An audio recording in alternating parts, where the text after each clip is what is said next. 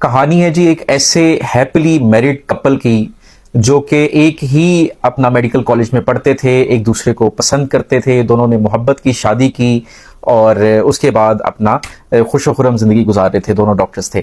Doctor Sarang جو ہے 20 April کی شام اپنے سسرال جاتے ہیں جہاں پہ ان کی بیوی ڈاکٹر رمینہ موجود ہوتی ہیں. ان کو لے کر ایک رکشے پہ بیٹھ کے وہ اپنے گھر کی طرف آ رہے ہوتے ہیں تو مہران ہوٹل کے پاس ایک انڈر پاس پہ ایک گاڑی ان کو کراس کرتی ہے اور آگے سے آ کر ان کے رکشے کو روک لیتی ہے. اس میں سے ایک نقاب پوش بندہ اترتا ہے جو کہ آ کر اس رکشے میں اس میاں بیوی میں سے ڈاکٹر سارنگ کو میاں کو سنگل آؤٹ کر کے 4 فائر مار کے اس کو مار دیتا ہے. اس کے بعد وہ وہاں سے فرار ہو جاتا ہے. بیوی جو ہے وہ راہگیروں کی مدد سے اپنے ہسبینڈ کو شوہر کو جو ہے کسی اور رکشے پہ بٹھا کے تو نزدیکی ہاسپٹل لے کے جاتی ہے جہاں پہ ان کی ڈیتھ ہو جاتی ہے. 4 گولیاں لگتی ہیں جی، ایک سینے میں اور 3 ٹانگوں پہ. جو سینے پہ لگنے والی گولی ہے وہ وجہ موت جو ہے وہ قرار دی جاتی ہے. پولیس اس کے بعد تفتیش کرتی ہے کیونکہ پولیس سب دیکھتی ہے تو ڈاکٹر سارنگ جو کہ 2 ہسپتالوں میں جو ہے وہ جاب کر رہے ہوتے ہیں، وہ بڑی ان کی 2+2=4 والی زندگی ہے. نہ ان کی اپنا کوئی کسی سے کوئی دشمنی ثابت ہوتی ہے، نہ کسی طرح کا کوئی لین دین، نہ ہی وہ کوئی ڈکیتی کی واردات تھی. وہ بڑا عجیب سا ٹارگٹ کلنگ تھی وہ. تو پولیس بڑی اس پہ پریشان ہوتی ہے کہ اس کیس کا کوئی فیصلہ ہو نہیں رہا. سوشل میڈیا پہ بڑی ہائپ کریٹ ہوتی ہے. اچھا، بیگم کی طرف شک اس لیے نہیں جاتا کہ چونکہ یہ پسند کی شادی تھی، دونوں اتنے سالوں سے ایک دوسرے کو پسند کرتے تھے، تب جا کے وہ بعد میں دونوں کی شادی ہوئی. دونوں پروفیشنل لائف جو ہے وہ گزار رہے تھے. بڑی ہیپلی میرڈ کپل تھا.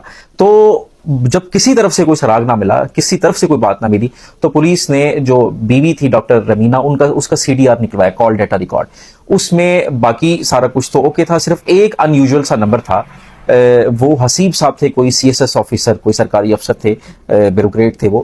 تو ان کا جو نمبر تھا اس پہ فریکوینٹ جو ہے نا وہ رابطے ثابت ہوئے ان کے. اس وقوعے کے پہلے بھی اور اس وقوعے کے بعد بھی اس CDR میں اس حسیب صاحب سے جو ہے نا کانٹیکٹ جو ہے وہ ڈاکٹر صاحبہ کا تھا. تو پولیس نے جب ڈاکٹر صاحبہ سے، رمینہ صاحبہ سے یہ تفتیش کی کہ آپ کا اس سے کیا تعلق ہے اور کس طرح کا رابطہ ہے، تو وہ کوئی خاطر خواہ جواب نہیں دے سکی. تو پولیس نے پھر اس سارے معاملے کو ذرا، اس ریلیشن شپ کو، اس اپنا رابطے کو مشکوک دیکھا. اس کے علاوہ کوئی مشکوک چیز تھی نہیں.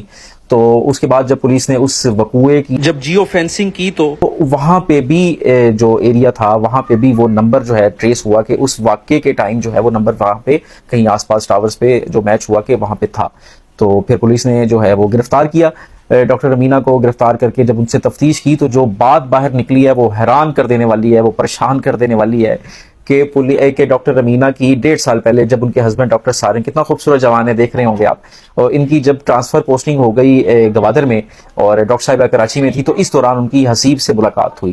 اور حسیب نے ان کے اوپر، چونکہ ڈاکٹر صاحبہ جو تھیں وہ she was a beautiful woman, تو خوبصورت خاتون تھیں، تو انہوں نے جو ہے حسیب نے جو ہے ان کے اوپر نوازشات کی، مہربانیوں کی بارش کر دی، ایسی گفٹنگ کی اور اتنا خرچہ ان کے اوپر کیا.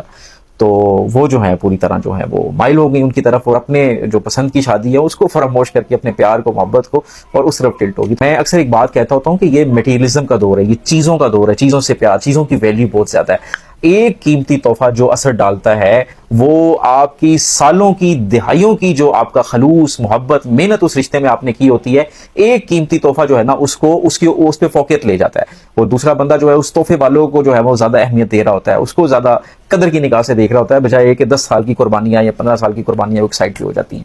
تو یہ دوریں چیزوں کی بہت ویلیو ہے. تو اس کے بعد یہ رابطہ رہا ان کا، اور حسیب نے ڈاکٹر صاحبہ کو کہا کہ آپ جو ہے اس سے طلاق لے لو اور مجھ سے شادی کرو.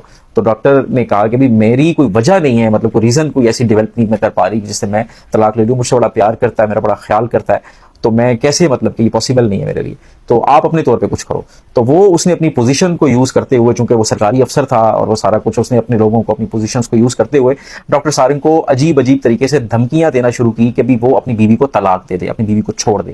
اب ڈاکٹر سارنگ نے اس کو بجائے کہ اپنی بیوی سے استفسار کرتا، پوچھتا، سوال جواب بھی یہ اس طرح کا کوئی معاملہ. ڈاکٹر سارنگ جو تھا وہ شریف آدمی تھا. اس کے بھائی کا بھی ایک 2008 میں جب بینظیر بھٹو صاحبہ والا وقوع ہوا تھا، ان کی ڈیتھ والا، ان کے قتل والا، تو ان دنگے فساد میں ان کے بھائی کا بھی قتل ہو گیا تھا. تو وہ بڑے شریف آدمی تھے. تو انہوں نے فیصلہ کیا ان دھمکیوں سے تنگ آ کر کہ میں اپنی مسز کو لے کے جو ہے نا وہ باہر جو ہے وہ باہر کے کسی ملک میں جو ہے نا وہ شفٹ ہو جاؤں گا. اور اس کے لیے انہوں نے پلاننگ شروع کر دی اور وہ ان کی تیاری تھی. اس نے اپنی بیوی کو بھی بتا دیا کہ ہم باہر شفٹ ہو رہے ہیں، ہم کسی اور ملک میں چلے جائیں گے. اب یہ باہر چلے جاتے تو پھر تو کوئی حل نہ بچتا.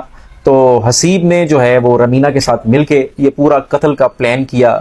وہ جیسے اس کے گھر آیا डॉक्टर सारिन उसको लेने, उसने लोकेशन शेयर की कि हम इस रास्ते से गुजर रहे हैं, यहाँ पहुंच गए हैं, वो सारा कुछ बाद में मिल गया और उसने आकर, हसीब ने आकर डॉक्टर सारिन का कत्ल कर दिया।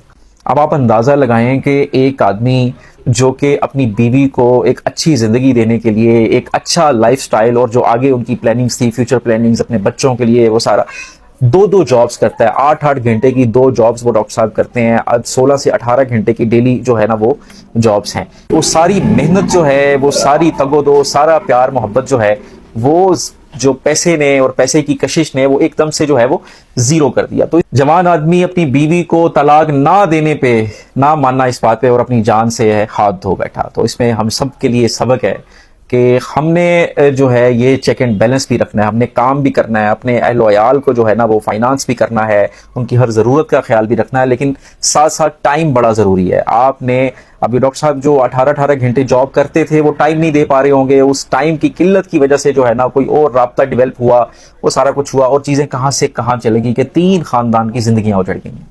अफसोस।